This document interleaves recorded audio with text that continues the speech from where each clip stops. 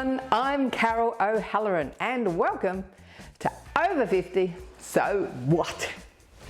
And a very special welcome to any new people today. If you're in your 50s or 60s and you've got elderly relatives, it might be a great idea to watch the show together every week. And do the 5-minute fun fitness segment. For the newbies, we do a fun routine in every show and even have a chair option for the less mobile. Today on the show, we're speaking again with exercise scientist Bill Dooley. We're chatting about his growing young fitness program for the over 65s. I truly believe that keeping active is the key to staying youthful and healthy. Lastly, we go back in time to relive the music of the 1940s with the Pacific Bells, Australia's own version of the Andrews Sisters.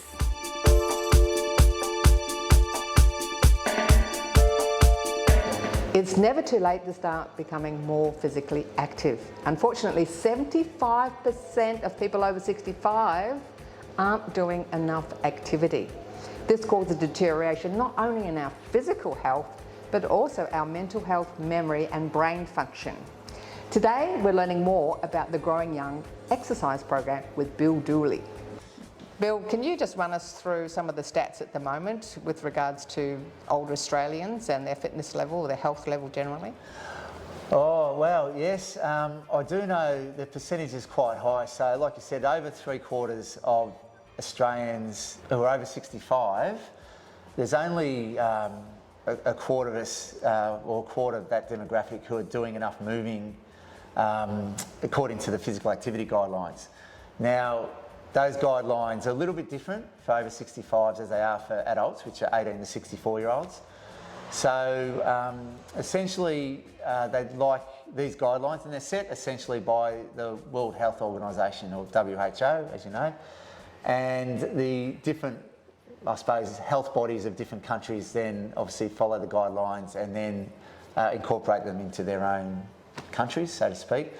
So the over 65s, generally the guidelines are the same for them compared to adults who are 18 to 64-year-olds. So we're looking at 150 to 300 minutes a week, this is, of just moderate moving, okay? Moderate meaning, you know, you don't really get much of a puff up. It's physical activity, but you're not sweating and puffing and panting. Then you have 75 to 150 minutes a week, give or take, of more vigorous exercise, which is that sweating, panting, puffing. I'm a little bit fatigued or buggered from this, or a combination of the two. Okay, bearing in mind, if you do a minute of vigorous, it equals, you get a bonus minute of, so it equals 2 minutes of moderate. So then you've also got strength. They want you, that the guidelines want you to do at least sort of 3 strength-based sessions, functional strength-based sessions a week, and balance the same. It's about 3 a week of those two, and that pretty much covers, and general mobility and flexibility about the same, 2 to 3 days a week. And only a quarter of our population are getting that done. So 75 or over 3/4 of aren't, unfortunately. So I'm trying to really try and motivate people and inspire people through the program to do a little bit more, and even a little bit is better than nothing. If they follow the program and they do it all, then they're certainly in the minority and they'll benefit from it, absolutely. But I'm trying to lift the minority, mind you. Well, Jenny, you've been doing a Growing Younger fitness program for a while. How long have you been doing it for? About 16 years with Bill. So why do you keep coming back? Because Bill is a fantastic trainer and he keeps me honest. It makes me go to the gym so that I can face him every Saturday morning and say, yes, I did that. But I was never a person who exercised. And so as I got older, I decided I wouldn't. I started with Bill and was very comfortable with him. And it's a very gradual process, so I don't injure myself, and you just get better and better at what you do. And you feel it in your body, and you know that you're feeling much better than you used to, looking much better than you used to. So, yeah, it keeps you going. So you said that you've been doing it 16 years, but before that you weren't a regular exerciser, you didn't go to the gym or do resistance? Well, I would have sign up at a gym, be given a program, would invariably end up at the physiotherapist, and just didn't have the incentive to stick to it. But once you make an appointment with someone who's investing time in you, you show up and you get into the routine of it, and that's the secret of having a trainer and someone who actually watches what you're doing and how you're doing it, so you don't hurt yourself. Something is better than nothing. Yes, it is. So you just got to get moving as much as you can. Can you talk a bit about the incidental exercise, how people can incorporate more in everyday life? Yeah, and they're really encouraging of this. So incidental exercise, thanks for that question, it's really good, because that's the health, I suppose, department, or the guidelines are starting to, and the researchers are starting to sort of encourage people to build up their incidental exercise. And that essentially is moving. It's not really planned or scheduled. So day-to-day moving, essentially. So it's not, I'm going to go to the gym, I'm going to go for a walk with my friend. It's actually, taking this, if you're out shopping, is taking the stairs instead of the lift, or parking a bit further away from the cafe and walking a little bit further, sitting up and down off the chair at home if you're watching telly and I suppose the ads come on and you decide, I'm just going to do that. It's not planned, but it builds up over the day.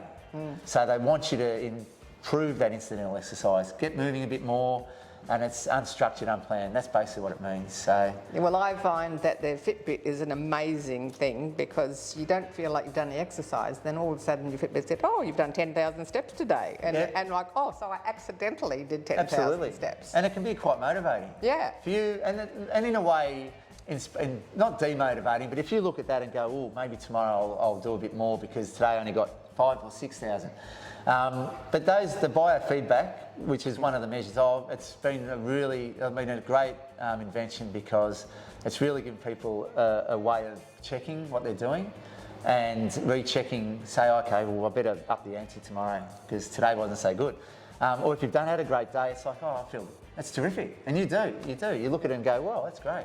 Yeah. So what would you say to someone who's got physical limitations? Because once you hit 65 or even 50, because people can start your program at 50. Yes, you don't have to be 65. Absolutely, that's right. They have physical problems like knees, hips, ankles, whatever, and they're a bit concerned they might do further damage, or they're not sure how to progress with that limitation. What's your advice? Well, good question, but through the program, or when you log onto the website, I have an adult pre-screening system, or APSS form, which is essentially a checklist for someone who wants to start the program. I encourage them to look through that, and if they tick yes to any of those questions regarding what you just said, it'd be advisable for them to go and see a health professional. Now, what that is, it's up to them, according to what they tick. So I do encourage them, if they have something they're concerned about, to get it checked off first, and then they can start the program. But look, essentially it's designed for those, and we all do, it might have some issues. So if there is an issue, there might be an exercise that they might leave for that day or that week, or might leave out and follow the rest. So they'll always benefit from something in the program, because I've made sure that I've included enough variety that if there is something they leave out, then they'll have all the other bases covered. If they're unsure, then yes, go and see someone, absolutely.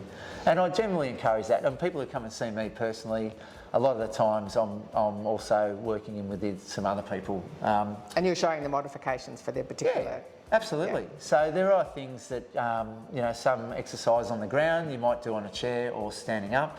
There are always ways to modify something most and hopefully all can be included. Would you mind looking at the camera and telling someone who's sitting at the couch right now about why they should get off and join a fitness program? Look, initially it might seem daunting and you might be in two minds to do it, but it will change your life. And I speak from experience. The people that come and see me who move better and they're going on holidays and enjoying life in general better, if you get up and do a little bit more than you're doing now, get a little bit stronger, get a little bit fitter, you won't go back. You won't want to. So it'll change your life for the better. So just get up, do it, and try it and love it. You will. Awesome. Thanks. Thanks, Bill.